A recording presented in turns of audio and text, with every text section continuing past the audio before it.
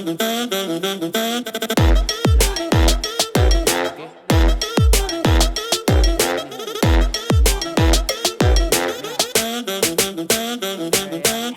and welcome to Red's Business and Technology Podcast. I'm your host, Jackson Barnes. I'm your co-host, Brad Ferris. Today we're sitting down with two guests, Lucas Meadowcroft and Dean Cavanagh. Thanks for coming in. Really appreciate your time. We're speaking about the journey through the business and technology world that you've gone through, AI and everything happening in the last 12 months and the future 12 months. So looking forward to getting some more insights. Maybe if you want to start, Lucas, with introduction to who you are, or give me the quick version, maybe the 1 minute version, then we'll jump over to Dean. Yeah, thanks for having us, guys. Lucas Meadowcroft, CEO, co-founder of a few tech businesses. In this case, CROFTI and Tribu, which is what we're talking about today, which is all things AI. Hey guys, Dean Cavanagh. I'm CTO for CROFTI and for Tribu, one of the co-founders there. What else are we talking about? And that's it. That's good. We'll just be throwing questions at you, mate. Do you want to get some insights around AI? We've been just crushing the intros today. Yeah. Just for everyone listening, this is our third attempt at it. Nailed it. All right, let's kick off. Maybe Lucas, you want to go through your business journey. Obviously, we know a little bit about the background, but maybe if you introduce your kind of journey to get to where you are now. Yeah, absolutely. So MSP is my complete world for the last 20 years. MSP being the managed service provider, essentially what Red provides on a daily basis.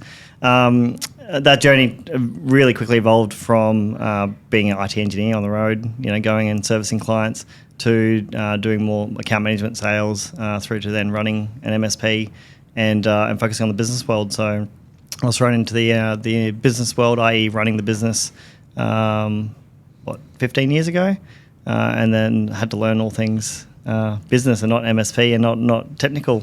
What I found throughout that journey was, I guess what I loved is listening to customers about actually what they wanted to solve in their business. And what I realized really quickly was IT support was like essentially something that they already expected. It's like what the next step was. So looking at innovation, back then it was like very Excel spreadsheet process improvement. How do we get the information out of our spreadsheets, and what can we do with that data? And obviously over the last 15 years, it's evolved from implementing all the systems you can think of on the planet. I think we've implemented over 1,000 different systems now, and then the last 4 years has been very much AI. Business process automation driven. So you went from essentially tech to more account management, and then what you were just passionate about was the innovation that technology had into businesses, and that's why you essentially, because you exited the MSP and then do this full time now, right? Yeah, absolutely. Yeah. So we exited the CROFTI IT support MSP 2 years ago. We went all in on AI from a Tribu standpoint, our Tribu organization 4 years ago. And we're providing AI consulting to organizations around the country and even overseas. Cool. Let's go maybe the Tribu story first, then we'll jump over to Dean. Yeah, absolutely. Well, it's a good segue anyway, because this is essentially his baby. Okay. So the biggest pain points we had in our MSP was essentially why we started Tribu. So what we were already trying to manually solve with Excel spreadsheets and exporting data out of the PSAs, and I'll let Dean dive into that a bit further. That's how the Tribu journey started. But what we realised quickly over that, say the first 6 to 12 months, it wasn't just us that had the problem, it was every MSP we spoke to. So anytime you go to a MSP conference and you have the conversation about what you're doing in your MSP, and then we started having a conversation around, well, this is what we're trying to do, this is what we're trying to solve. They said, could you solve it for me too? So it just evolved from solving it for us to solving it for others. So I'll let Dean dive into the technical side. What was that problem? We were targeting the triage. So as tickets come in, getting them categorised correctly, getting them to the right technicians, the right board or queue, depending on what system you're in. That sort of initial, let's deal with the ticket up front and get it to the right people, the right place, the right category. So scheduling. That's a big part of getting it to the right schedule, yeah. You have to tell the Excel spreadsheet story, working with technicians and engineers. Yeah, so it's I guess that comes down to prioritising tickets and helping engineers. I guess when the technicians, if they're starting to get overwhelmed, say they've got 25 tickets in their ticket queue to help out various customers across a lot of different clients, a lot of them just get to a point where they bury their head in the sand. Yep. I don't know where to start. They either start cherry picking clients that they like the most, maybe, or the problem that's easiest to solve, whatever, instead of doing what they should be doing now. So we used to export it out to a spreadsheet. Each technician had their own spreadsheet, and I'd have to go through start of the day and go, right, this is what you're doing in the order that you're doing it in, and deal with it that way. So that's part of the prioritization that came out of it as well. Yeah, wow. So literally sitting there, so the technician rocks up in the morning, they can see, I have to do this job, and then I have to do this one, and then I have to do this one. And they couldn't move on to the next one until they did that job. Yeah. So very much hand-holding. But we found super when... micromanagement. Super micromanaging, Yeah. Do not recommend. But I guess what Dean, because Dean's very technical, what I noticed throughout that journey is the output we got from technicians, and also the happiness we got from the techs as well, or engineers, because they love structure. Yeah. Yeah. They want to be told what to do. And so they were happier, and we got better outputs because I know Dean wasn't happy doing the manual export job. That's 3 hours of my life that Every single that I day. can get back. Yeah. But it was a great outcome for the company. And so we went, okay, well, this can't be a manual job for Dean for the next 10 years. Then how do we turn that into an actual product to solve? our Makes problem? sense. Let's go your background. What did you do? You were just a technician in an MSP before doing this, or what were you doing? it was a fairly, I guess, common sort of path, starting out as just a technician, and in the early days, so 23 years I've been in this industry and across technology. In the early days, I was actually Lucas's manager back when he started, so I've got 3 years on him on this. But just going through just working with small business largely, and a few home consumers as well in the very early days, which I won't go back to. Teaching people how to use Facebook for the first time. all that sort of fun stuff, and then moving more into business projects. And I guess that sort of project focus became a big part of it, understanding scope, understanding outcomes from a business perspective, and a total strategy for a company. Okay. And quite often realising that most customers don't know what they want. They know they want an outcome, they know they want to change something, but they don't know where to start, and that's really where a lot of this fostered. Typically, it works better if some potential customer comes to you with the problem they're facing more so than what they want. Otherwise, that's right. it's always a bad outcome. But let's keen on picking your brains on AI and what's happening in that industry, because I feel like there's a lot of hype around it now and that kind of thing, and it's almost a bit ridiculous in terms of what AI is, because all these marketing companies just rebadge any level of technology automation as AI these days. Maybe Dean, if you want to go, what is AI in your words? So I guess I won't go too technical into it, but essentially it's mimicking our decision making as humans, our decision making skills, taking from what we've learnt, our experiences, and then being able to go, well, this is most likely this. And AI is largely around probability to do things, or whatever the answer should be.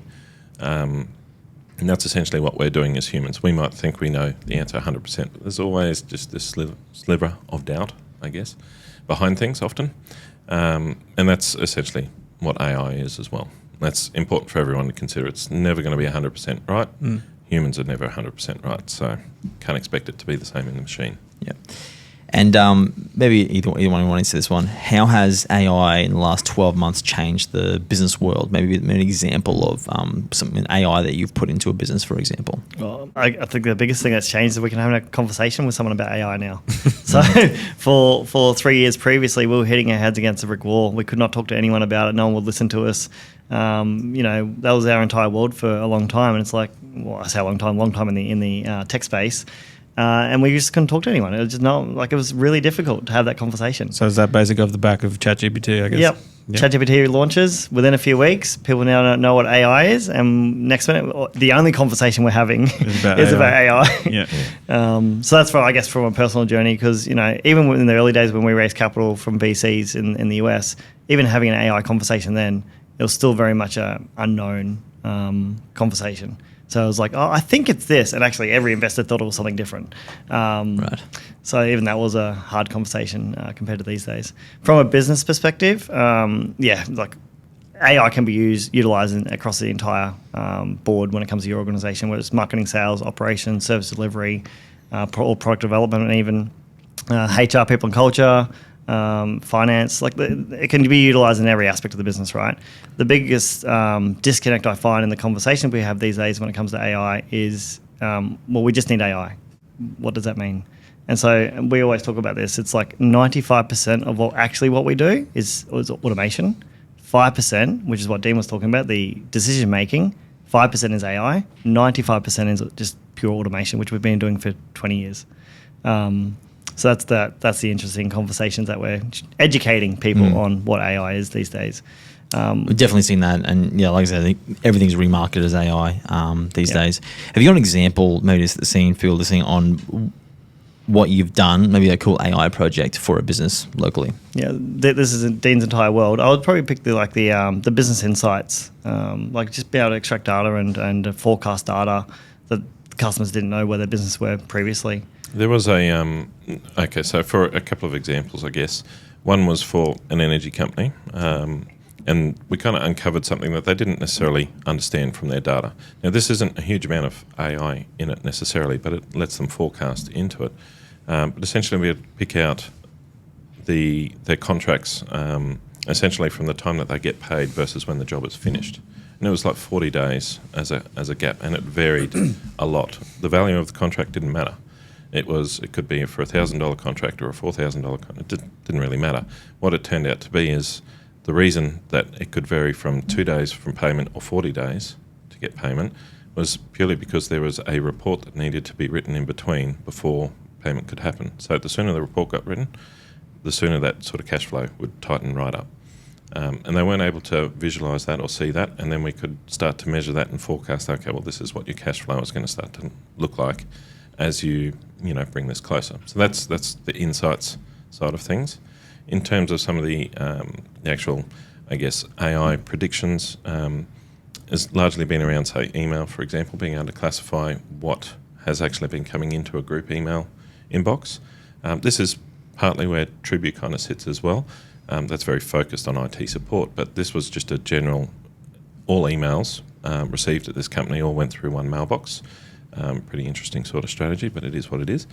They thought everything was related to getting quotes, and they were getting, let's say, 200 emails a day. They thought it was almost all quotes. So we were working around some automation on that. What we found out was when we start to classify those emails for them, it turns out that it was only about 30% is quotes, and the rest of it is just general inquiries, invoice follow-ups, things like that. And then we realised, okay, once you can see that, and it's automatically categorising it for you, you can start to target, well, actually, if we can take this other quarter to a third of your emails and automate some of the responses back with the general information that they want, that's a third of the workload. And this is 12 staff manning an inbox. That's a third of that workload taken off their shoulders straight off the bat. And you built a solution so we built out the categorization to be able to build that out. We hadn't got to how we automate some of the Q&A. The Q&A side of it, and I don't know how much you want to go down on this path, but a lot of that being able to answer things properly and the way that the company wants to requires the company to have good data themselves. And that's where things can get a bit tricky. That's probably a good segue. So I was going to ask one of the questions is how do businesses now get their data ready for AI in the future, right? Because even now you've got Adobe and all these others, like Canva, all has their AI kind of add-ons, right? But if you don't have the data in the right section, it's already in the right kind of format, you can't really leverage it. What advice would you have for businesses to get ready to leverage AI in the future? I think a good place to start is actually structured versus unstructured data. Yeah, okay. So I guess around structured data, which is, it has labels. It's already got labels in it. If we take, for example, I'll pick on you guys with your tickets. You've had a bunch of support requests come in over time. You guys have labels for them. This is a support query about email, whatever it is, things like that. That's essentially, you've structured that data. We know what this looks like and it equals that. Unstructured is where, hey, we've just got this mess of documents, could contain anything, I don't know what it is. That's unstructured. So when we build models around that, we don't know what the result is. All we can say is, hey, we've created this model around a bunch of documents. This new one that comes in, it looks like this group of documents. Go and look at that group, and that's you've got a match. If you think about it, it's like a persona for a document or whatever the case may be. So it helps in that sort of space. You still need to categorise it at some point. So for when it comes time for how companies can implement this, it is largely around creating typically good processes up front to understand what the process is for whether it's a workload, whatever the workload is, whether it's production, office administration, that sort of stuff, to have a good process in place that when this equals this, do this thing. when I see this, but it also has this other thing in it. It's going to go a slightly different way, whatever the case may be.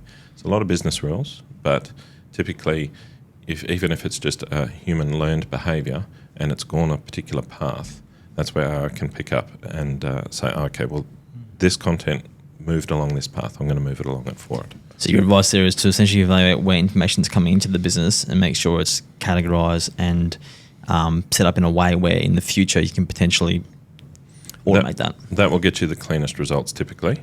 If you don't have that, and I know that can be hard for a lot of businesses to kind of set that up, the next thing I guess I would focus on is at least some level of consistency. Make sure that the way things happen in the business remain consistent for a period of time. You might have to micromanage a little bit to make that happen, but then you can at least pick that up. Even if it's for a few months, whatever the case may be, you've got a few months of good behaviour in a process that the AI can then learn from and start to replicate for you. I assume also if you've got your data set up like that, when you do come down the road to do some sort of analytics or insight or automation project, it's going to be a lot cheaper. Yeah, absolutely. It makes it so much easier. So there's probably some incentive right there. Absolutely. We're seeing that as a blocker sometimes when you put automation in place, right? And the business is like, we want to automate this. Then you have a look at it and it's just not in the right format. Therefore, someone internally has got to spend weeks going and getting it done properly. And then it just doesn't happen. Yeah, that's right. It's a bit of a problem. What other roadblocks have you seen from businesses not being able to leverage automation or AI because of other issue? Typically, it's been around, we'll go controversial and say people. Right. People that don't want to adopt it, or people that will throw a spanner in the works because they think they're under threat, I guess, their role, whatever the case may be. And also around accuracy. A lot of people get worried about accuracy. Yep. They're probably the big roadblocks when you've got the data thing sorted in a good process. It's going to be people and accuracy and understanding really where accuracy sits. So I don't know if you want to dive in on either of those 2 points. Well, how do you get past those blockers around the people piece? It's got to come from leadership. The companies who we've been working with that have adopted not just AI, but just adopted the future of working, it's their mindset. Their mindset is they want to move forward, they want to be better, they want to be better than their competitor, they want to be the leader in their industry. That mindset and drive, then from a leader point of view, then drills down to the rest of the team members. And whether the team members that don't embrace it are there anymore or not, that's a different conversation. But it's coming from the leader and it's coming from the top. I will say on that side of it, I guess if you can show that one leadership is using it as well, but also to say, hey, this isn't a tool to replace you necessarily, and quite often AI is not going to replace the entire workforce. That seems to be a nice big hype train that's out there at the moment. It's going to take a long time before we're in that sort of space. That's not like the next 12 months. And I see a few speakers about AI get up on stages and say, hey, everybody's under threat. It's a big danger. It's not around the corner. It's coming eventually. And I don't think it's going to be as big as what people are saying. That's just my personal opinion out there. But essentially, if you let your staff embrace it and show them how actually this elevates your career, you can get rid of the stuff you don't like doing and focus on the thing that you actually like doing, because the AI is going to do this boring bit over here. If you happen to like the boring bit, that might be a bit hard. But this normally is a career elevation for a lot of people if they embrace it. It's a good way of looking at it. It's probably something you do pretty well, Brad. He's always saying, ChatGPT is the thing. Yeah. Yeah, that sounds It's going to very familiar. it's going to give you a good base to start. Yeah. You can save however much time depending on what you're doing. I find I always have to go back in and edit, but it just takes away a lot of the.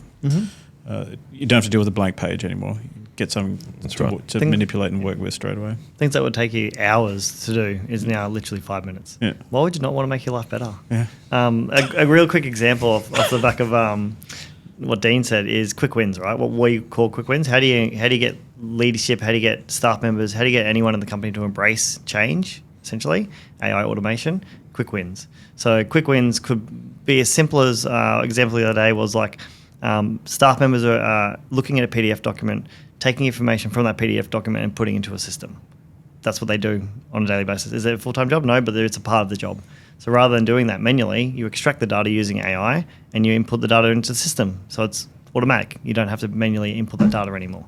So just if you can show someone a quick win of how AI can be used in a business sense, then they go, oh, what else can it do? Then it opens their mind because they don't think like simple things like that don't realize that is even possible.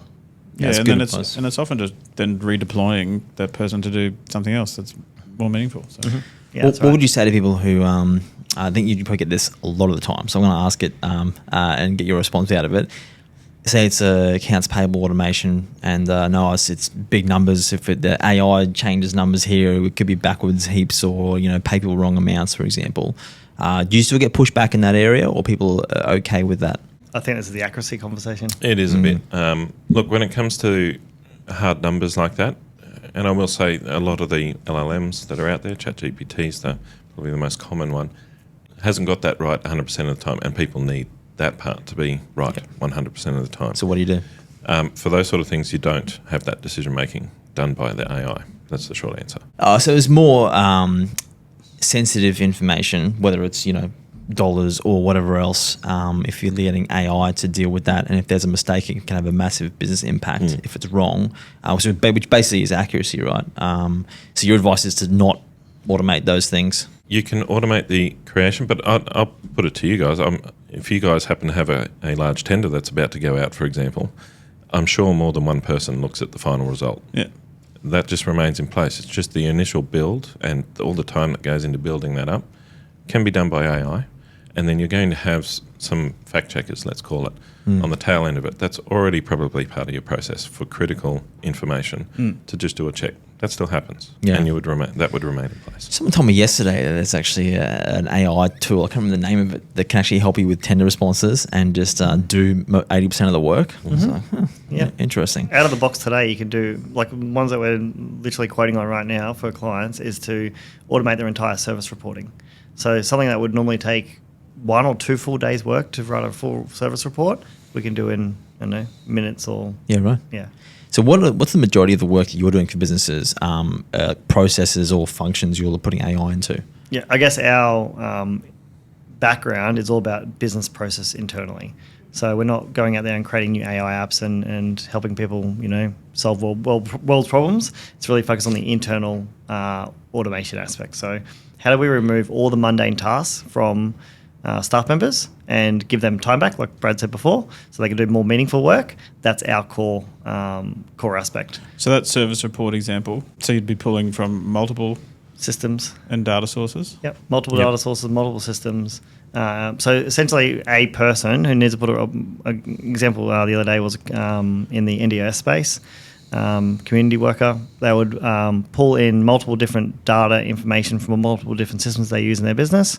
Or sorry, they wouldn't pull it. They would look at those systems. They might export them to spreadsheets, or they might just look at the actual application. But when they're writing their report, which might be a 10 or 15 page report, they are just pulling that information from those systems and then writing the report. We can automatically pull the data from the systems. We can use something like ChatGPT. It's different technology, different back end, but would use a similar technology, look at the information, automatically create the report, get it to the final point that then the person is checking it to make sure they're 100% happy with it, and then they can send it out. So you'd pull all the data. You're effectively creating a new data set from a bunch of disparate data sets. You create a new data set, then you have an LLM or something look at that new data set and come up with some sort of insight, and then you'll have the third person, the reviewer, then check if that insight makes sense.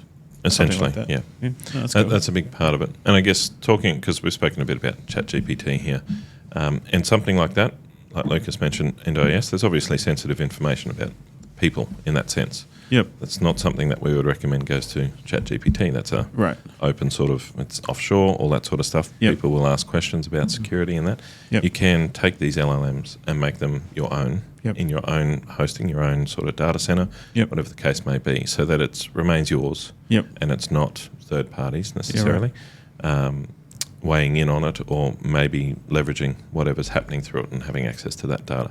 So that is still there. I guess I bring that up because a lot of people go, oh, wait a minute, does that mean I need to give everything to OpenAI? Yeah, right. No, you don't.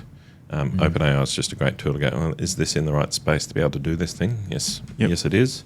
Okay, let's look at bringing this in-house. And out of the box, like if most, I say 80% of organizations have Microsoft 365 now in the SME space, you can do it within 365 ecosystem. As long as you've ticked the box to say you want your data to be stored, say, in Australia, then you can go ahead and this can happen immediately. What's your thoughts on CoPilot so far? it'll be great once it's publicly released to the SME world. We haven't doubled it too much because we've already been doing what CoPilot can do behind the scenes using Power Automate. Right. So from a user interface and a user in a business using CoPilot on a daily basis, we haven't even dove into that yet until it's more publicly available on the enterprise side. I have a lot of technical questions that sit behind it. I'm like, okay, so they're saying it's doing all this. I wonder how well is it versus, hey, is it just an OpenAI plugin of sorts that has a nice little Microsoft badge to it, or is this very personalised to the business? I know from others that I've spoken to that are using it, because I haven't had a lot of hands-on time with it.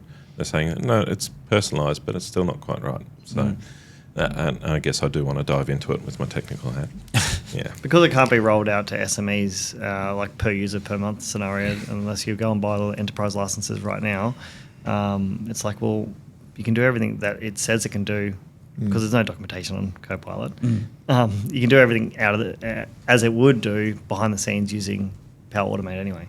Yeah. Looks cool though. But it does. It does. Yeah, it does. Early next year, hopefully, Q1. Hopefully it'll be, I don't know, unless you guys have some insights, rolled out and we can publicly start using it every day. That'd be amazing. Yeah, we'll see what happens. Definitely an exciting space. And I think it'll have a really positive impact on small businesses if it does get rolled out, but we'll see what happens there. Maybe one for you, Dean. What's going to happen in the AI space next year? In your thoughts? We're seeing a fair bit around this multimodal, so being able to deal with text as well as images and files and things like that. I think that's probably going to expand out a bit more. When we talk about what's happening in, I guess, the public realm, so the OpenAI and now with Gemini, which I think just dropped yesterday, essentially, which is looking pretty impressive. What's that? So that's Google's. That's Google's ChatGPT. Basically. Yeah, it's like the next level of their Bard, which was their original release. What a name! I know. Bard. Yep, that got me excited. So Gemini's much better. My thought is that multimodal stuff will probably expand out. I know they're trying to do stuff around sound and music and things like that, but I don't know where that will fly, so to speak. Look, I think there'll be a lot more focus on how do we make this usable to a wider range of people. I still don't think that there's a huge amount that will happen direct to businesses, as in there's not going to be an open AI created plugin into whatever your current ERP is, for example. It'll be up to the ERPs to create those things. So a lot of that will release, I think. Well, you can save time on documents. It's still a little bit gimmicky.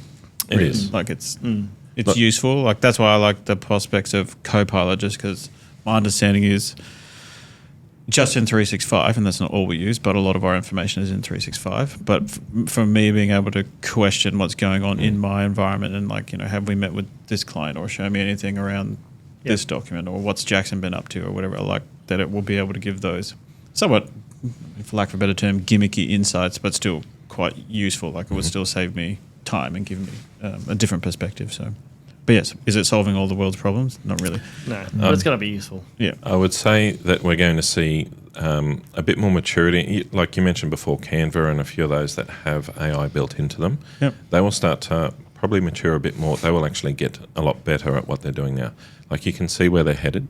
2024 will be a bit of maturity around that, I believe. I don't know how many massive sort of insights there are that will, really big leaps forward that we'll see. It is really hard to tell, though, because it has been moving at such a pace now that it's just getting a little bit insane. I think that is part of the problem. If I just think about ChatGPT, you can only give it so much to look at. Whereas, that reporting example we mentioned before, if you can connect all these different data sources, pull out that data and then give that new data set to an AI to then, okay, look at this. So you've done a bit of that, like you said, the 95%, 5%.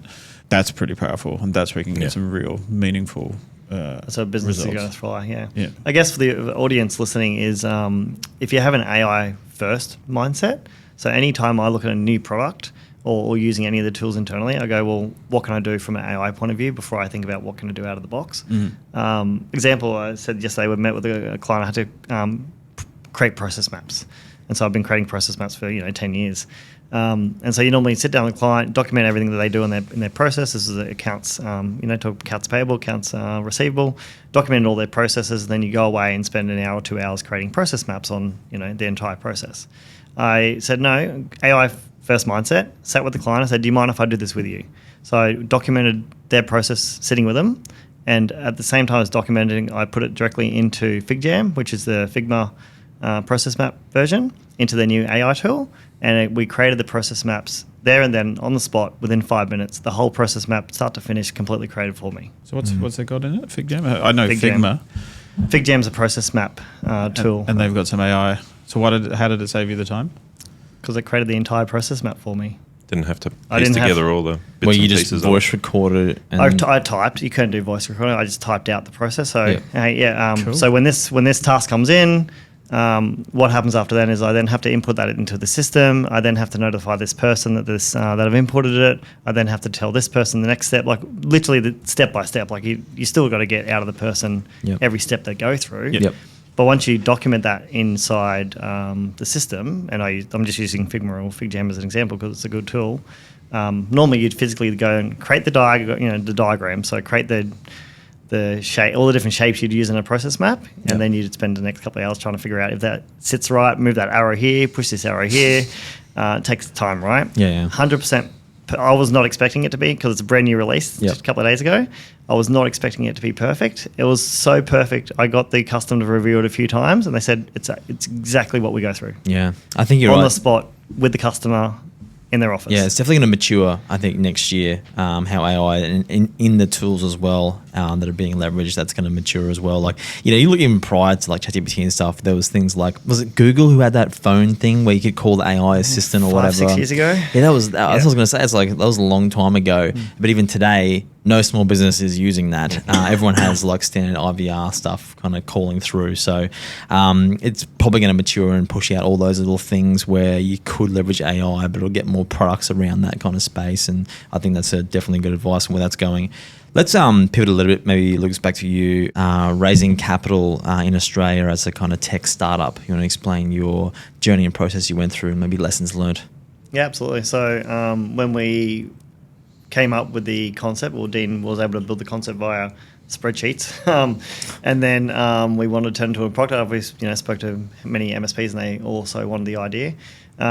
We started diving into the world of, well, do we want to bootstrap this like we have the last 10 years in our businesses, or do we want to go get funding and go quicker? And we knew from an AI point of view we needed funds to do that. And so that's why we made a collective decision as a team. Yep, let's go our networks, find out where we start, and let's raise capital. This is completely not our world, right? So we're talking about, we're an MSP. Yeah. We're building a AI tech platform. Where the hell do we start from this point of view? So reach out to all our networks. They said we should talk to Steve Baxter because he's the local entrepreneur in Brizzy. So we pitched to him. I probably have a post I could even share with you. How did you get in front of Steve Baxter? So he was running River City Labs, and so that was an incubator for tech startups. And so we were going along to those events, and we were chatting with him at one of the events. Actually, do you want to tell him the answer on what Steve said to us when we pitched the idea? About you should outsource that to, you should look at Arizona for hiring staff. Yeah, to power that sort of behind the scenes stuff, because we were looking at, I guess, trying to do this triage, this level 1 triage sort of stuff with human resources. So we were looking at Philippines initially, Right. And he said, no, how about you have a look at Arizona? Price is much the same, and it's going to be the accent, I guess, particularly for the larger market of the US. They'll be more receptive. Arizona is the biggest per capita Philippines society in US. Yeah, right. There you go. Yeah, well, I didn't know that. I didn't know that at the time. No. Yeah, and so he's like, "Oh no, you don't need to build a tech platform to do this, to solve this problem. Just go and hire staff." And I was like, "This is from Steve Baxter," but it was our first, I guess, inkling to, okay, no, we want to raise capital. At that point in time, we had a client that we had started building an app for before they didn't want to go any further with it. It's a whole different conversation, and they were angel investors. And so we were chatting with Steve Best is his name, and he ended up becoming an advisor on our team. And he's like, don't raise capital here in Australia. Don't even bother. Go straight to the US. Yeah. He had previously been on one of Steve Baxter's tours to the US and met Jason Calacanis and a lot of the other angel investors in the US. And so Steve Best, that is, just pivoted us directly to that approach. Bit of a shame he can't, do that in Australia. But anyway, yeah, go on. Two main reasons for, this is a longer conversation than probably what we have now, but two main reasons for not raising capital in Australia. One, the requirements that Australian VCs or angel investors want you to meet is completely different to what the US ecosystem is. And so, we had an idea.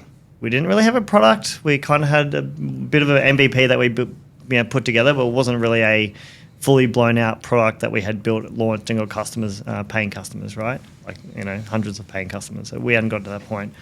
The Aussie Investor Network would like to see that. They would like to see you with a polished product. Yeah, essentially. Right. Essentially, yeah. And we went out at that point. And so that's why we went down the US route. We got in contact with Jason Calacanis. We were approached to apply for the Launch Accelerator program that he had recently launched. COVID hit, so we're talking 3 years ago, and so the program we had applied for was we physically had to move to San Francisco, and so we said, "Yep, we're committed. Let's do it." We put the application form in, went through the process, went through, I don't know, how many interviews was it? Fair few. Yeah, you had more than me. 4 or 5 interviews. Wow. To get through that process, to the point of then talking to our customers who were using. So interviews as in you were pitching different people, essentially. We were pitching the Launch Accelerator team and the different staff they had involved, including Jason himself, to get through the rounds to then say, I can't remember the numbers now, but say 2,000 people applied for this Launch Accelerator, they only choose 7. Yeah, right. So we made the top 7. Yeah, we made the top 7. Cool. Through that journey. But that opened up our world to venture capital, raising capital. What a tech startup really was all about. Like it was completely different from running an MSP to going to the tech startup world. And I've starting a company in the US because they required that you had to be a US company. Mm-hmm. Yeah. All that sort of fun stuff. Doing that from Australia. Delaware or something? Yeah, Delaware C Corp. Delaware C Corp. And so so this opened our eyes to the entire world. But the cool thing was, I guess timing's the thing, is because COVID hit. They were at first. I was thinking about closing the accelerator program down, and then I think within 24 hours they said, "Nope, we're going fully virtual." And so we'll have the first virtual cohort from a capital raising standpoint. And you went beauty back over to Australia and did it, or we didn't even leave because of COVID. Yeah, we never left. You've been stuck. We were stuck in Brisbane. Yeah. Right. So we did the whole thing virtual. We were up and we were in the office in the Valley at 1 a.m., 2 a.m., 3 a.m. Still did it to US time zone. US time zone. Yeah, they didn't change to us. Yeah. So we just did stupidly long hours for months on end, pitching to 1,000, 1,500 angel investors all around the world to raise our $1 million that we raised to kickstart our Tribu journey. Cool. That's the short version. Yeah. No doubt this would have been a lot of lessons learned through that process. Lots of lessons learned, no doubt. Yeah. But amazing people we met. Like we got to meet like all the majors you'd think of, but then also like the person who runs the innovation hub at Disney, the innovation guys at Nike. We got to meet some really cool people. And when I say all the majors, like all the major VCs that are in the US, we got to meet. Has that angel world changed much? I remember I've very tightened up. So Calacanis was the invested in Uber and was there another? There was Airbnb. One of was it? And he wrote that book. Calm was the other big one. Yeah. Oh, was he in Calm? Yeah. Okay. He read the book Angel. Yeah, which is all about that angel investing. So I want to say that's almost 10 years ago. It's a while back. Yeah. He's written another one. I don't know if it's come out yet. He keeps talking about that he's been spending time writing a second book. So you're still in touch with him? We're part of a few of the because once you've got into the Launch Accelerator, you kind of become part of that community and you remain in there. Yeah. So has it shrunk? Is that? So two things. One about the community. There was, I think we were like the 200th co-founder, part of the Slack community, and there was 580. Oh wow! Okay. So whenever we raise a capital, 3 years ago to now, he's still actively invested. Even though the market's completely bottomed out, he's still actively investing into somewhat 10 startups a month, sometimes like that. So with the market bottoming out the last 12 to 18 months, the whole landscape's changed. This is the mentality, not just Australia, but this is global now. As a company with an idea, or a founder or an entrepreneur with an idea, there's really, unless it's the people extremely well, friends and family, you're not raising capital, or you've got track record. So say you've already raised capital 2, 3, 4 times from VCs, and you've raised tens of millions of dollars. Then having an idea, they won't back you. So what you need now is you need an idea, you need product to market fit. Product to market fit is absolutely crucial. So what that means is you have not just a few paying customers, but tens or hundreds of paying customers. Hundreds is a product market fit. Right. Product market fit. But the number one crucial, I guess, aspect of any technology founder now is recurring revenue. $100,000 MRR is now the number you need to hit before you go out to raise capital. MRR. $100,000 monthly recurring revenue before you look at raising capital with VCs in this market. It'll change again. Another 18 months, 2 years, it will change again. But talking to a lot of VCs around the world, that's like, cool, you've got your product out there, you've got some traction. Come back to us when you've got to 70K. Come back to us when you've got to 80K. Come back to us when you've got 100K. Then we can talk about raising capital. So I'm like, but once you get to 100K MRR, do you really need to raise It's not really a capital? startup anymore, right? It's kind of like a business now. And the only reason you really need to raise capital then is to fuel the fire, to hire the 20 BDMs and SDRs and just go out there from a sales and marketing point of view. Yeah. Interesting journey.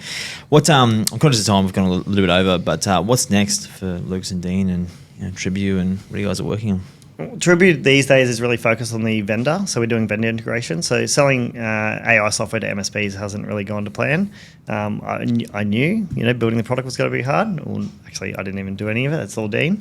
But I knew, building an AI product wasn't going to be easy. I didn't think selling AI to IT support MSPs was going to be difficult because we were an MSP, and every MSP I spoke to also wanted the software. But it's been one of the hardest sales journeys I've ever had to go through. What was the main objection and reason for no there, out of curiosity? Because it's just saving time, right? And everyone wants to save time and therefore be more efficient, make more money, right? So what was the main objection you were getting? The 2 main objections. Yeah. Why do we need to change? Everything is running as it should be. All the resources we have in place. We're making money. Customers are happy, so they say. Everything's fine. So why do we need to change? So change is a big thing. Yep. The number one factor, though, this was brought up earlier, is accuracy. Yeah, right. But our staff can do it better.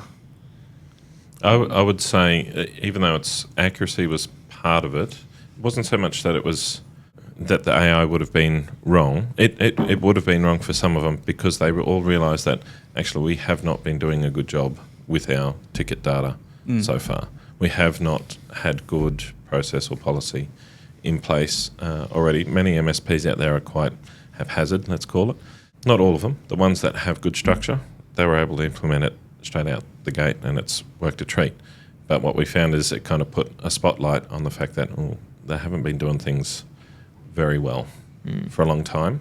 Because of that, we would train, and then the model, the AI, would get things wrong because, they'd been getting things wrong themselves. So it does learn mistakes. And I brought up the accuracy thing before.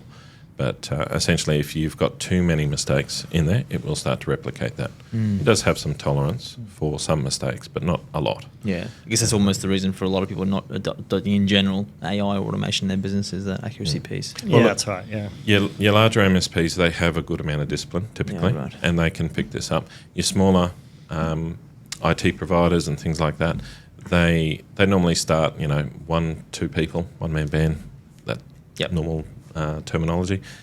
They don't have much in the way of process discipline, let's call it. Yep. So they're just haphazard, they're busy, they're going crazy. And as a result, as team members come on and join them on that journey, they're equally as chaotic. So then you end up with chaotic data, and that's pretty hard to train. The majority of the MSPs using our software today are the 30, 50 staff plus. Yeah, right. The larger MSPs, and that's only 5% of the market. 95% of the MSP market are the 1 to 30 staff members. Where you thought it would be have more traction with the smaller market? Yeah, we thought they'd be wanting to bring themselves up to a higher standard when And they probably do want to bring themselves up to a higher standard, but they realise that they have not done things particularly well in the past. Yeah, fair enough. Cool. Yeah. So vendors is our focus now. Yep. Which means we want to get our software out to MSPs. How we do that? We're now integrating into a few vendors in the MSP space. Yep. And so we'll most likely become that whole white labeled. MSPs won't even know they're using our software because it's going to go through the vendor. We help vendors embrace and adopt AI because they're all talking about it. Yep. So if we're going to help our vendors adopt AI, it just happens we've built the model for MSPs, then it's a win-win. Got us to time, so I won't wrap up there. But thanks, Cavanagh. It was really good to get some of your insight around AI, around what's going to happen next year and how businesses are leveraging it now, and how your view on AI and what's happening. So it's an exciting time, and appreciate you coming and sharing the insights. Thank you. Thank you very much. Thanks for having us. No problems. Thanks, guys. Thanks, Brett.